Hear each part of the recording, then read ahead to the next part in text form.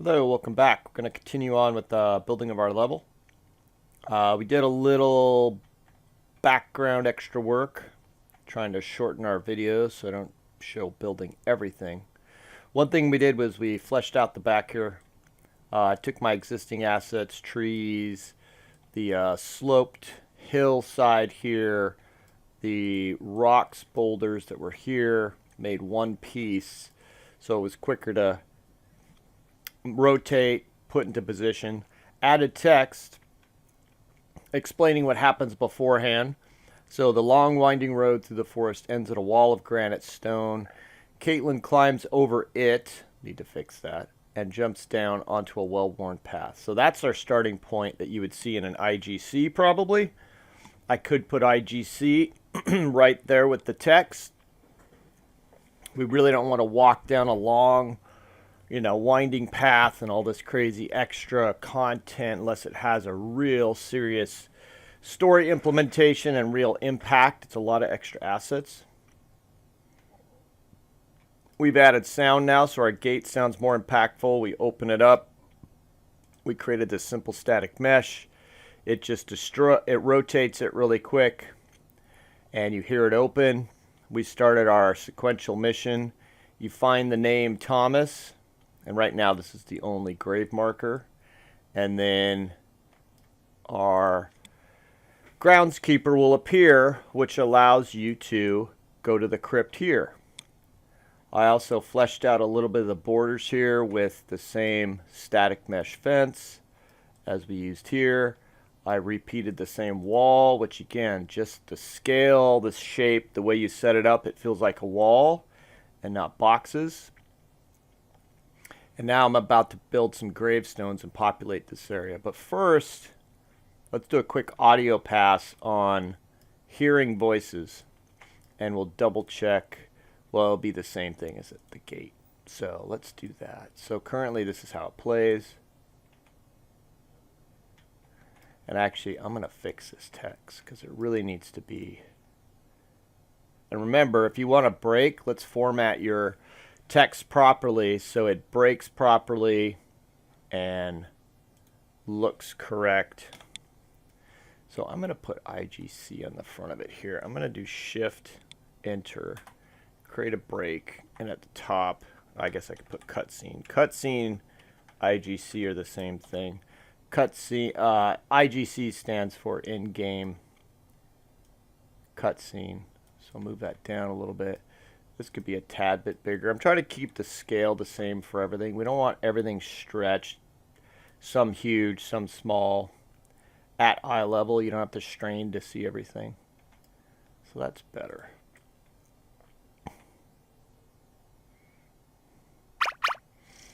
Alright, so we're having sound pop up for every interaction. This is our generic sound. Gate opens as Caitlin approaches. There's another misspelling. So that audio adds a lot of impact. So to understand the game better, we need to fix spelling first. There we go. And I'm going to have some voices here. So what I did was go to freesound.org. And on freesound.org, I signed in for spam email. I have yet to be spammed by this site. And I downloaded some sounds. And what I did was go to the main site. You have to log in to be able to download. And I typed in creepy voices.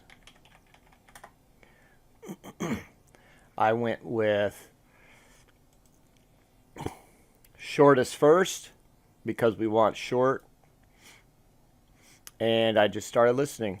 Oh, that's not good. So actually, we need a little bit. Actually, you know what? In this one, we don't need short. Let's do relevance. Because the voices need to repeat a little bit. Let's do this.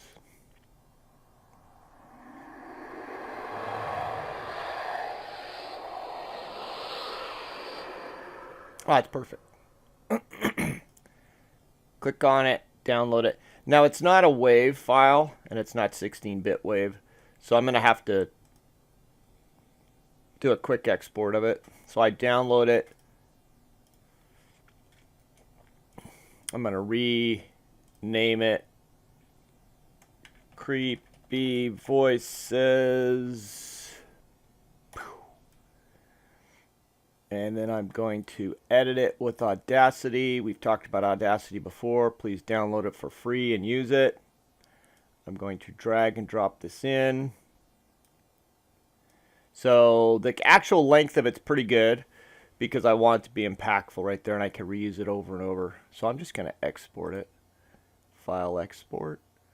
I need to be a wave. 16-bit is what Unreal wants. I save it. Okay. That is done.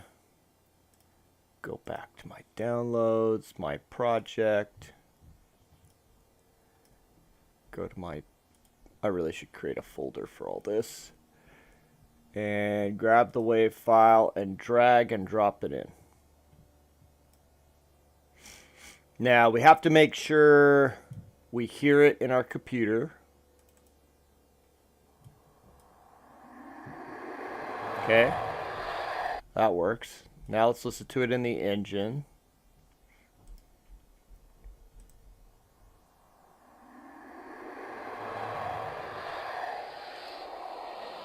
Great, works. Common thing with scripting and all kinds of functionality is you never listened to the audio, you never tested it with print string and that type of debug thought, logical thought of each piece working.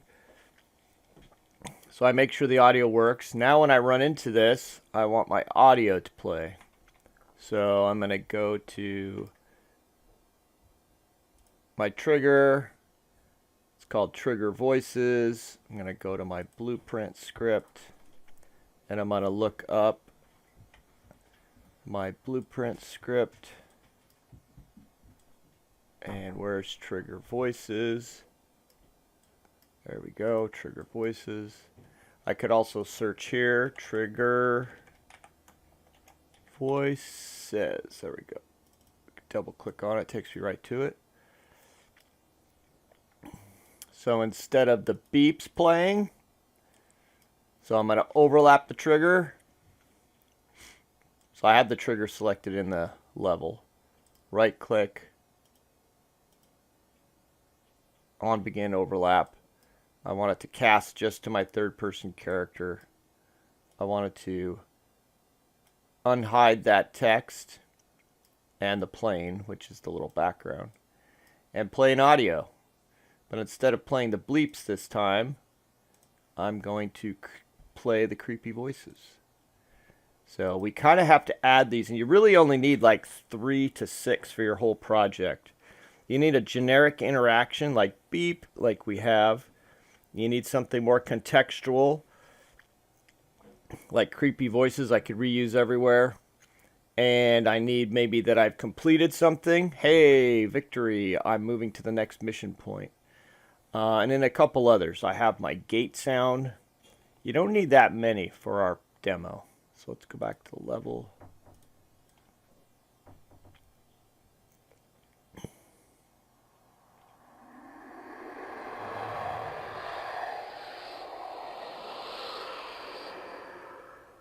Perfect.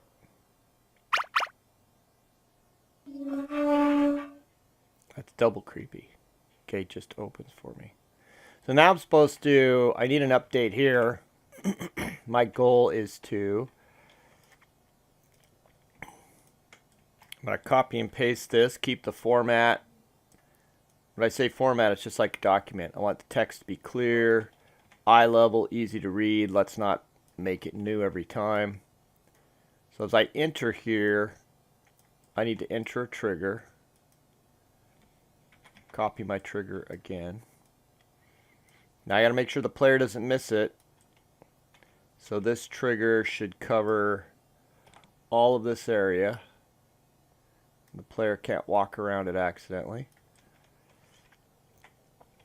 And this should update my mission. So now I need to find the grave marker called Thomas. and I'll put it more in a contextual sense. They said to find Thomas's grave site.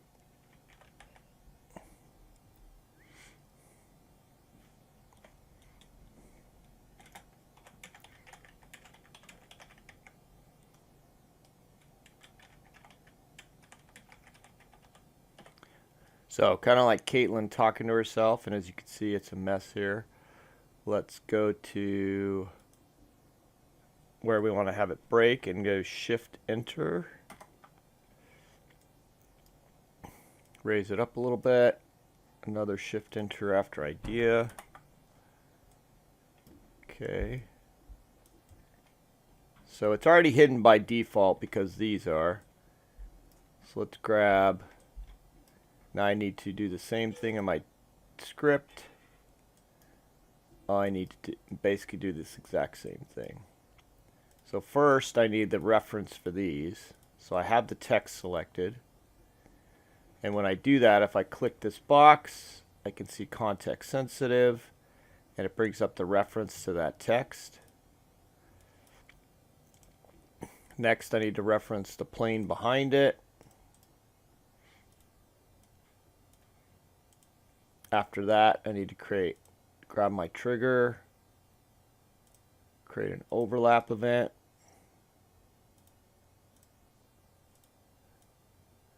And then when I leave it, I probably want it to disappear because I don't want all that text up and around the whole time.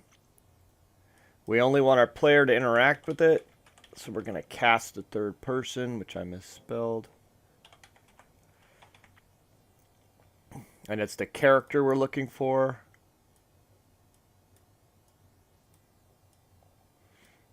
Connect object to other actor. Repeat.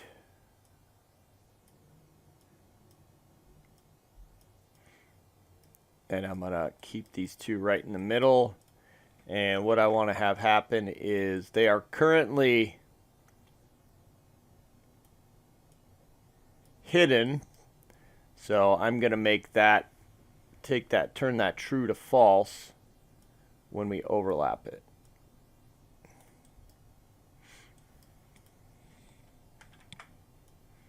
And then when I end overlap, I walk out of the trigger.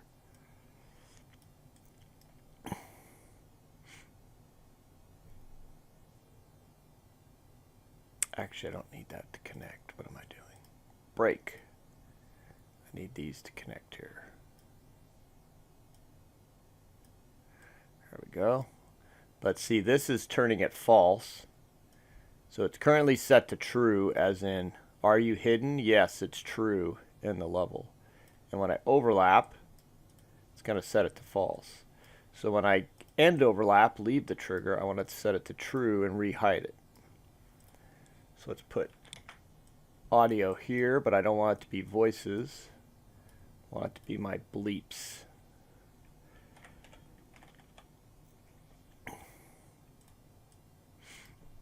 So now let's see how our mission's playing. So remember, play, play, play. Don't build forever and then go and play it. Play, play, play. This looks good. My sight lines are good. I'm not going to walk up there. This wall looks good. That definitely gets your attention.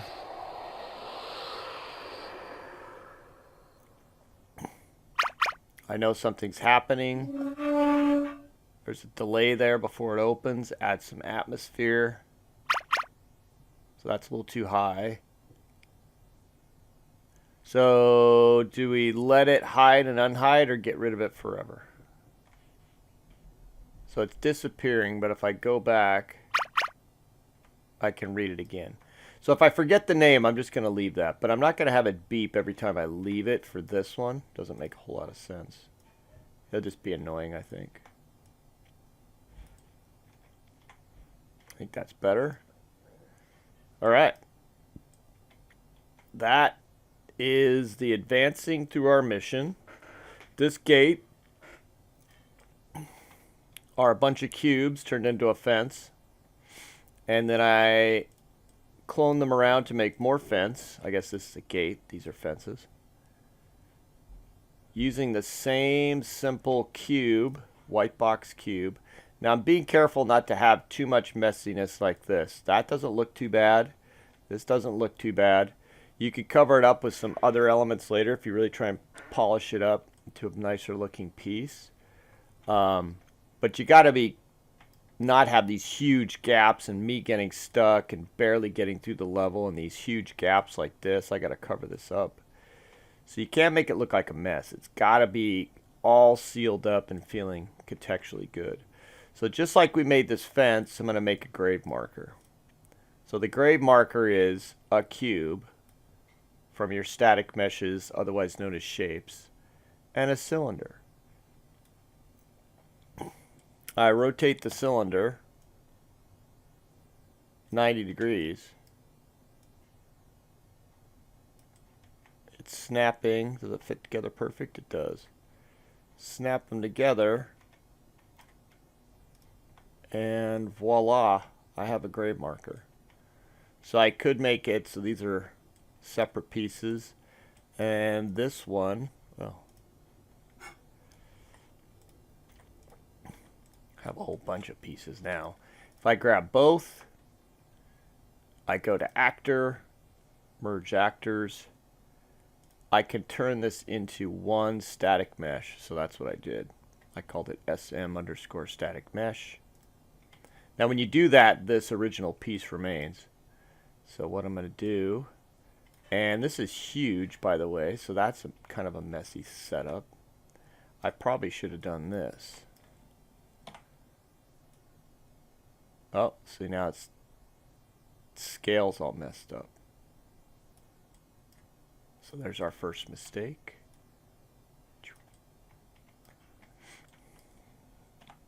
So this scale, which probably should have snapped. So if I look at the scale of this, 0.4062, I copy that, put it in here, paste it, should match the scale perfectly. But this one I want to go back to 1. Oops. That's 0.4062. This is 1. There we go. Grab those two. I'm going to make it a little bit. Oh, that's not good.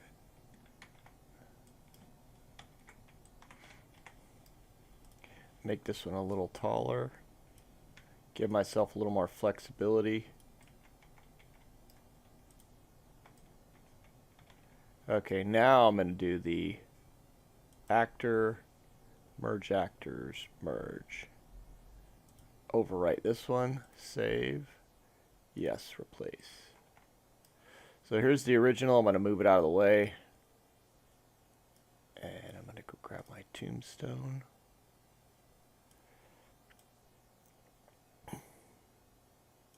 Which is hard to read. Oh, that is weird. Doesn't let me pull it out. Alright, so we should have a tombstone that I can now populate my graveyard with. So we could start making patterns. So right now my marker with Thomas on it is very obvious and right there in the path. We could move this around forever and just figure out the best way to hide it without it being really surreal and odd. And you don't want it to be a bug hunt. You're all running around searching in really weird spots and behind bushes. You want it to be fun and engaging. So you have to do that, play with people and figure that out over time. So it's not going to be perfect the first try. But we're going to get this working. Make it feel like a graveyard, which they usually do in rows, correct? Let's try and do rows, yet make it feel old and messy. Maybe some mistakes were made over the years. So if I do this individually everywhere, it's going to take forever. Maybe I should make a few that are really good. And what about I'm not sure what the term is. What about a stone on top, which is pretty common?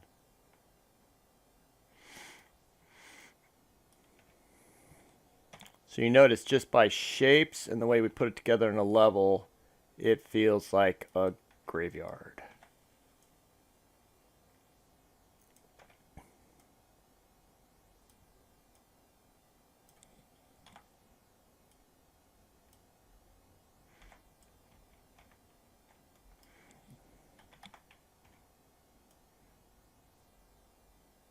So notice how it's growing straight up the hill at the right angle because I have this right here.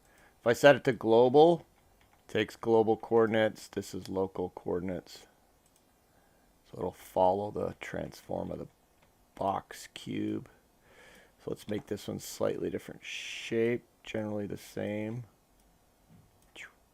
So now what if we grab, and then let's move this one back here. These are like a little too crammed together for some reason. We're not sure why.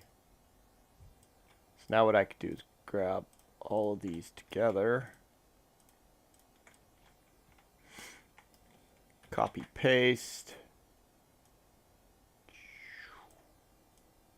It's not going to be perfect.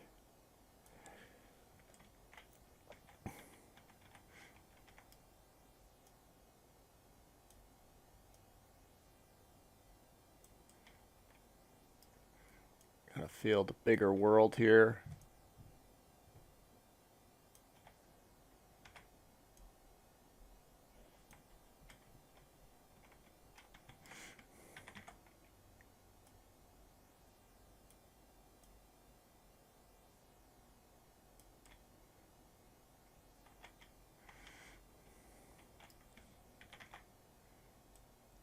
Quick population of a graveyard.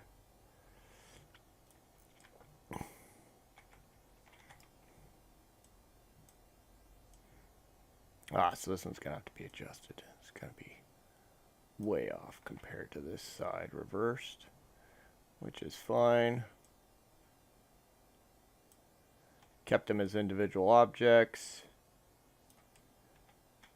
Alright, now we could just make this side tie together a little bit more.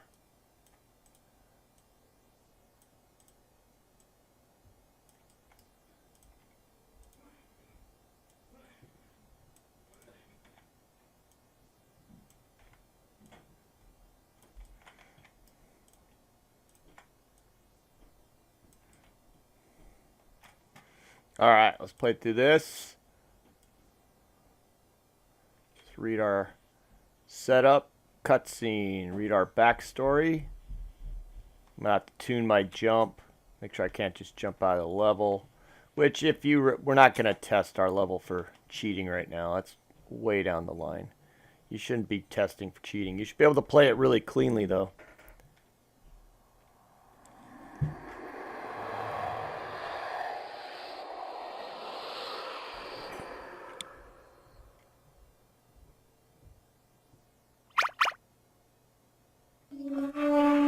Good pacing.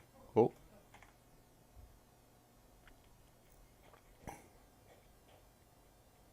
Start looking the grave sites. Could be a little annoying if that happens too much. Alright, we've established the start of a graveyard. Some of these little pieces here are fine. You know, the big gaps like this I'm going to have to fix up and seal off probably with my rock, these walls as well as the rocks. Now I need to go talk to this grave being right here at a harsh angle is a little weird. I'll have to fix that. Gonna have to go talk to my groundskeeper, which, oh, you can't see or talk to him until we find Thomas. So that should say, go find the crypt on the other side or something like that. Or, well, this is the person I'm supposed to find. Now what? So as you develop your mission, you'll figure out that maybe that should be an IGC. Ta-da, there's our groundskeeper.